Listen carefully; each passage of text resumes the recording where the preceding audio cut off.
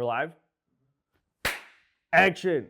And welcome back to Bleacher Bum TV, episode whatever.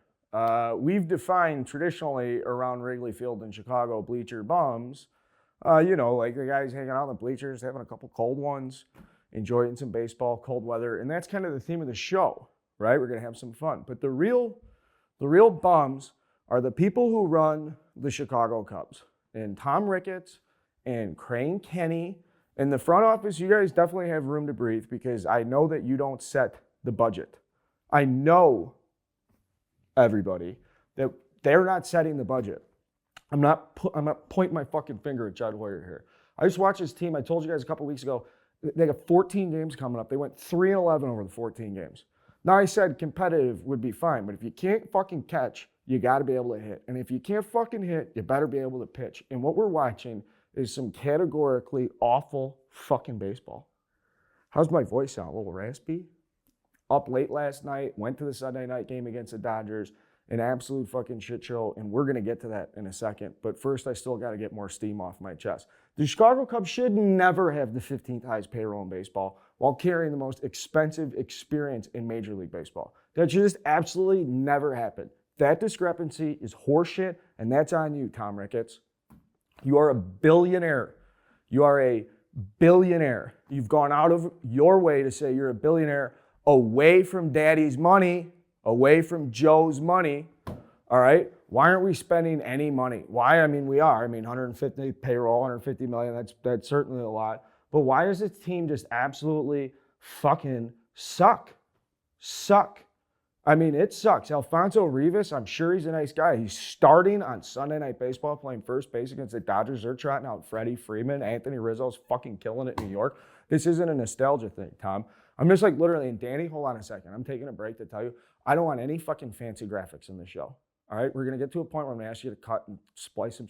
But I don't want you working particularly hard on this show because the Cubs don't deserve it this week. And I don't mean the players on the field because the players on the field are nice fucking guys, okay? But just don't, I don't want to, but for you, just fucking take it and just dump this shit out there. It's nothing against Alfonso Rivas. He's a nice fucking kid, Arizona. It's a good program. It's a good story. Hopefully he can play a little left field. I'm just using him as an example. It's not his fault, but there's no fucking reason he should be the starting first baseman for the Chicago Cubs when we're playing. Freddie Freeman's on the opposite side for the Dodgers. When this is a team who a couple seasons ago we were playing in back-to-back NLCSs with trajectory moving forward. It's just absolute trash. I've said it before. Nico Hoerner's not an everyday shortstop. Can someone teach him how to play center field? No, you can't. Why? Jason Hayward's out there. Why? We gave him 8 fucking years to a guy who can't hit, and we're still carrying that contract around. And this goes back to Tom Ricketts. What are you doing financially, Tom, to offset these mistakes? The fucking years later, too. It's not 2 years into the Hayward deal, and we're like, oh, cut him, trade him, get rid of him. We've watched all this. He's a nice guy, too. He fucking works his ass off. Again, this isn't about the players. I'm not mad at Jason. Jason Hayward works harder than anybody in baseball. It's not his fault that he just whatever. He just, I guess it is his fault now that you think about it, right? That he just keeps grinding out. Yeah. But my point is this. What are the Cubs doing? What is leadership doing for the Chicago Cubs to rectify this situation? We were told they'd be competitive this year. I thought that's what we were told, What am I sitting on? Is this a beef kit? 901 West Randolph. We're going to get the beef kits in here. I knew something was on my bag. Check those out. 901 West Randolph, tasterollchicago.com. It's just trash. It's a trash situation. I'm mad at Tom Ricketts. I'm mad at the situation we find ourselves in. I wanted to come in here and be all happy. They went 0-5 last week. They got their asses kicked by the fucking Dodgers. The White Sox games, we might as well just not even show up and go down to the south side if that's how we're going to play against these guys. Can't score, can't take advantage of any opportunities. It's a sickening situation. And David Ross, you can only paint what you got. You only play with what you got. Now I'm getting long-winded. Can you feel it? Because I'm getting out of breath a little bit. So I'm going to calm down for a second. I'm going to take my breath. You see, I'm so mad I haven't even made the announcement. What's up, guys? Let's cut away. Let's welcome Jake Arrieta. This is just a complete cutaway. Speaking of the Cubs, this will make me happy. I've gone full crazy person, and I'm going to explain at the end of this episode why. But for now, let's take a deep breath.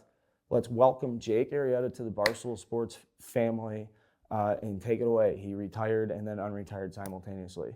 we're doing a show together. Seriously. At the age of 10, I began to dedicate myself to the game of baseball. 26 years later, and after 12 seasons in the major leagues, I am writing this to officially announce my retirement. It is never easy to walk away from something you love, but it is simply my time to do so. I was blessed with ability, work ethic, along with good fortune. Every player has a support system to lean on, as well as mentors to help navigate the path forward. Without these people in my corner, I would have never been able to overcome extreme adversity when success seemed impossible. I am thankful for all of my teammates throughout the years, and also every opponent I went to battle against. Every victory, every defeat are all part of the story, and I wouldn't change a damn thing. Failure taught me things about myself that success could not, and for that I'm grateful. Don Carmen told me that no one promised you easy, and to fight on every pitch. To all the future stars, I encourage you to commit completely to your craft, develop mental toughness, stay in the moment, and get to know your teammates personally. Over the next few years, I will be committed to being a father, husband, and coach, along with product development, ambassadorship, and starting a podcast with Barstool Sports. I look forward to bringing the same intensity and dedication to these new arenas. Thank you all for tuning in and being a part of my career. I love you all. With appreciation, Jake Arrieta.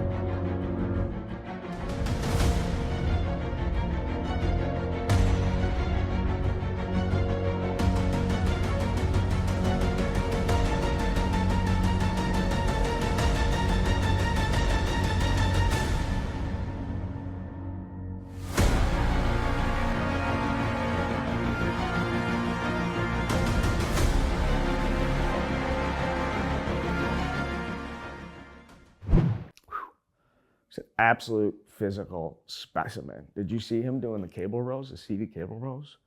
Oh my God, the girth. In all seriousness, welcome, Jake. I'll be telling the story of how we put this together and how our, I guess, partnership, this ridiculous thing to say out loud, has come to be. And as I will be taking my Cubs fandom hat off and putting on my national baseball guy hat on to do the show with him. It's going to be fucking awesome. Go listen to the first episode. I guarantee you the stories are going to make you feel one way. They're unbelievable. Until next time, Tom Ricketts, figure your fucking shit out. Subscribe to our YouTube page, and we'll be back with some merch soon, I promise. Hey, how you doing?